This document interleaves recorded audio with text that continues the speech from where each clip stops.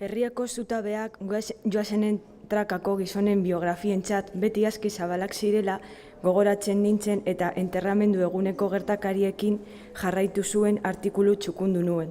Ehortzi genuen arraikiote eta zeremoniara Euskal Herriko 6 kantoietarik jende saldo handia bildu zen.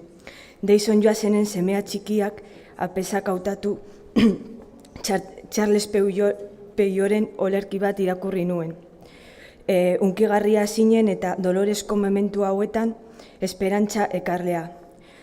Bizkitartean denek konprenitzeko gizan. Apesak frantses ederrean eskaini zuen predikuan hilaz laudorioak baizik ez zituen eman. Txanpez isildu nintzen. Lekuz kanpoko zarata batek hildo sasi literariotik iradokin induen.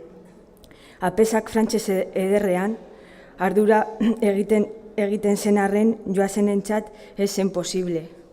Hortxikara ezeak bizkarre zurralde guztiak bustizidan eta gaizki sentitu nintzen. Ahots argiz nirekiko ahoskatu nuen goraki. Frantsesesko ehortz mesan jasan baino, nahiago dut sekula ezil. Pentsamenduaren bortitzak jarraitu ninduen. Herrioaren mehatxuak Joasenen gaizoa izutu zukeen egin berean.